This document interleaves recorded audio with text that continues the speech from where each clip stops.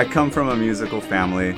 My dad, my uncles all played. I have a lot of friends that played, so it seemed like the natural progression for me to become a musician and kind of take music more seriously.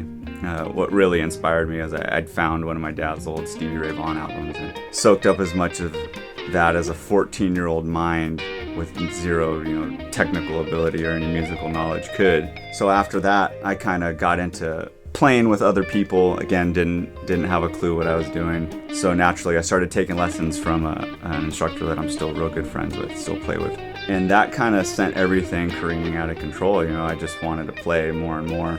Got into Van Halen, got into super 80s shredders, a big fan of like Yngwie Malmsteen and Steve Vai and technical guys like that. Huge fan of Guthrie Govan. He's probably my biggest inspiration. Everything the guy does as far as his technical approach, his musical sensibility, and the fact that he keeps musicality number one. I think that's the most important thing as a musician. Not so much showing your flash and wow and technique, but playing what the song needs. So that's kind of what keeps me going as a musician, is that it's just one of those things that I'll be able to do for the rest of my life. You're always a student. You never really arrive wanting for more knowledge and more creativity and just being the best that you can possibly be. That's what drives me to continue to play and what inspires me to teach people. So right now I have two main guitars that I use pretty frequently. This Tom Anderson Classic and then a Sir Modern Pro that I just love.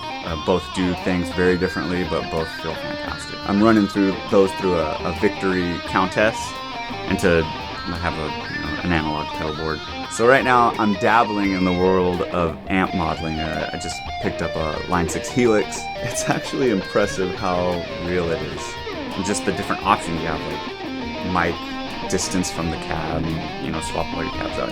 It's extremely portable, so I kind of just take it to any little sessions or any smaller gigs that might have a little PA. It's perfect for that kind of stuff. It does a very authentic sound, which I'm a huge fan of. Kind of my playing and teaching approach is that of just practicality. Whatever the student needs, I find out what kind of learner they are, and I basically exploit that as best as I can to teach them in the most optimal way that I can. Same with my playing. I want to, musicality number one, I don't want to add anything that isn't necessary. And I feel like with that approach in any musical avenue, you can't lose.